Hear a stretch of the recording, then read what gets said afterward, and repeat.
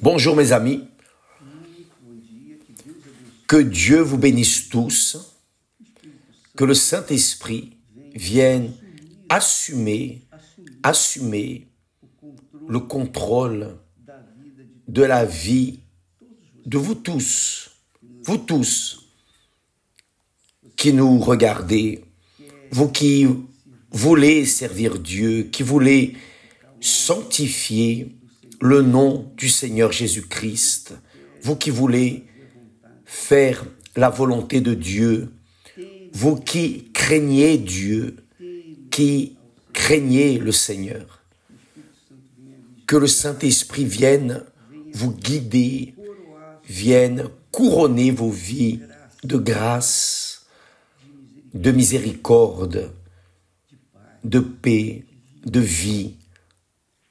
J'aimerais, dans la continuité du sujet, du thème du baptême, le baptême d'eau, qui est si important que le baptême du Saint-Esprit, juste pour que vous ayez une référence.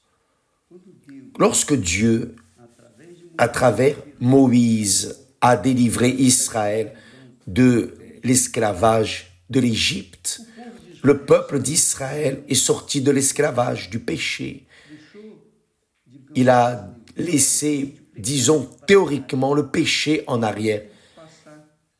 Mais il a dû passer par les eaux du baptême, lorsqu'il est passé par les eaux de la mer Rouge, lorsque Dieu a ouvert la mer et que le peuple est passé à pied sec. Et que s'est-il passé? Durant son parcours dans le désert, il est entré dans le désert. Après la mer Rouge, il est entré dans le désert vers la terre promise. Et il a pris 40 ans, là, pèlerinant dans le désert, 40 ans. Il avait été baptisé dans les eaux, typifiant la mer Rouge. Mais avant d'entrer dans la terre d'Israël, dans la conquête de la terre promise, le peuple d'Israël était déjà une autre génération. 40 ans, c'est le temps d'une nouvelle génération. Et cette génération qui était sortie d'Égypte, qui avait été baptisée dans les eaux de la mer Rouge, avait péché. Cette génération avait péché. Ils se sont rebellés contre Dieu et Dieu n'a pas permis que cette génération entre en Israël ou plutôt prenne possession de la terre promise. Donc, tous sont morts. Tous sont morts. Il n'est resté que 2 hommes, Josué et Caleb. Seuls Josué et Caleb ont pu passer avec cette génération qui est née, qui a grandi dans le désert, par le fleuve Jourdain. Avant d'entrer dans la terre promise, ils ont dû passer par le fleuve Jourdain. De nouveau, Dieu a fait les eaux s'arrêter, les eaux du fleuve Jourdain, et le peuple d'Israël, dirigé par Josué, est entré dans la terre promise pour la conquérir. Donc, voyez que le baptême d'eau n'est pas une idée quelconque. En aucune façon, Jean-Baptiste, qui était le précurseur de Jésus, qui est venu annoncer Jésus, préparer le chemin pour que Jésus entre, Jean-Baptiste a commencé à baptiser dans le désert. Il restait dans le désert, baptisant les intéressés. Il baptisait les intéressés. Donc, les intéressés du baptême se repentaient naturellement.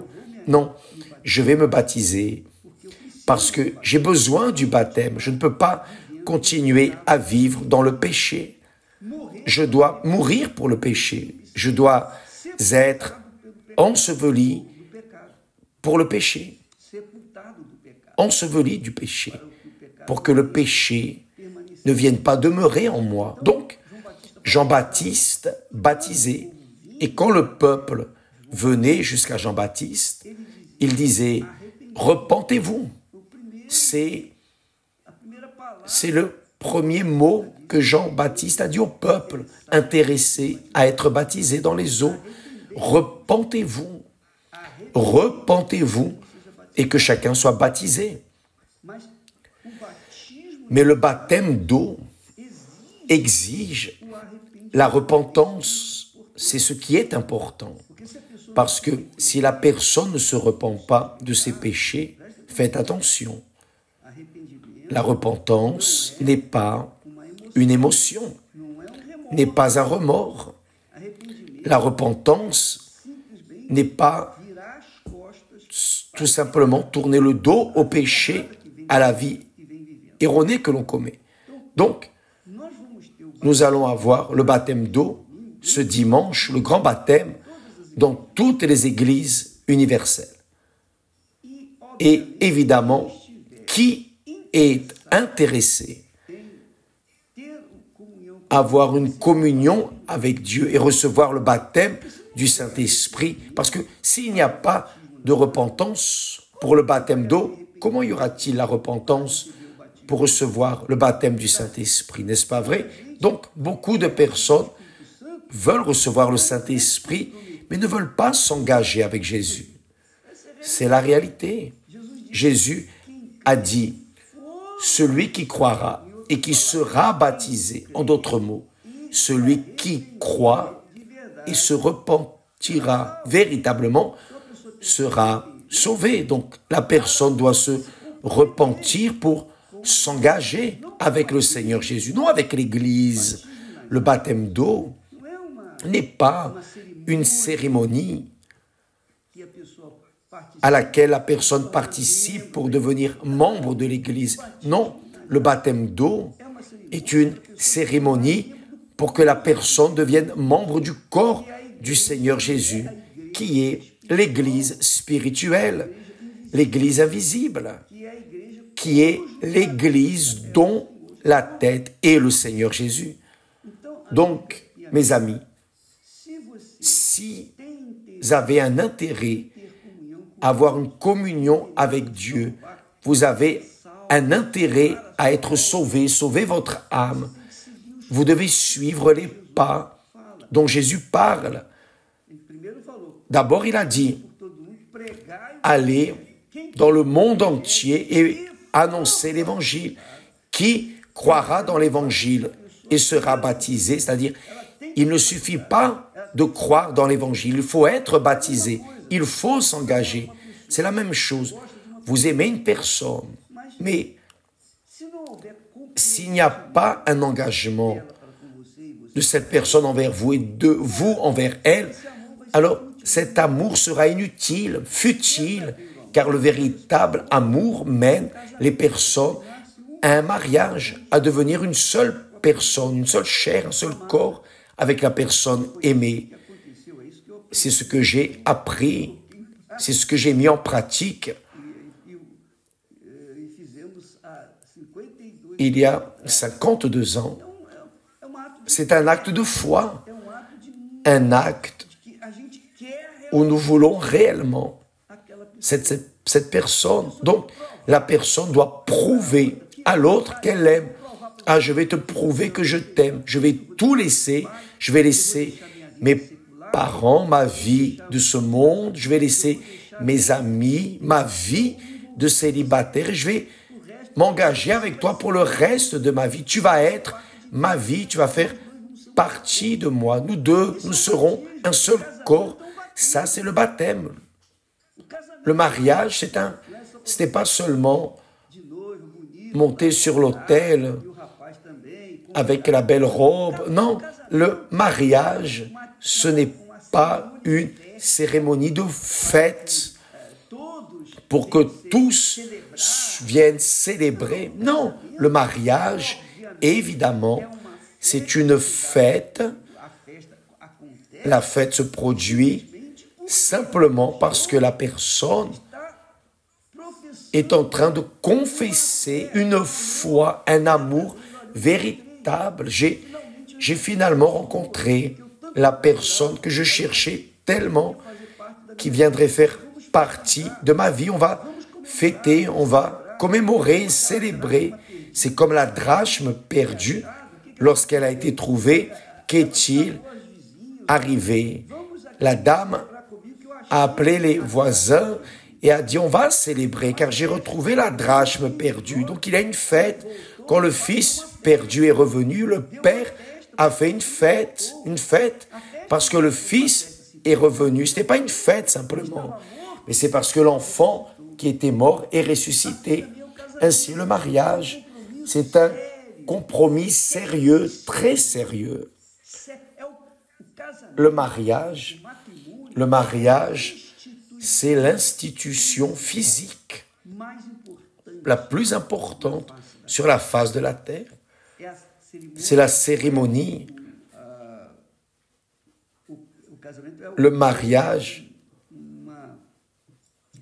est une véritable manifestation de foi et d'amour l'un envers l'autre et vice-versa. C'est la réalité. Ce n'est pas pour ostenter des vêtements, des fêtes, etc. Rien de tout cela. Ça, c'est de la fantaisie. Le mariage, mes amis, est une institution sacrée, très sacrée, parce qu'il représente l'union de l'Église, qui est la fiancée, représentée par la fiancée, avec le fiancé, qui représente Jésus. Ce que nous attendons, le retour de notre Seigneur Jésus qui revient, grâce à Dieu. Ce désordre dans le monde, ce désordre généralisé montre que notre Seigneur est aux portes, grâce à Dieu. Alléluia, grâce à Dieu.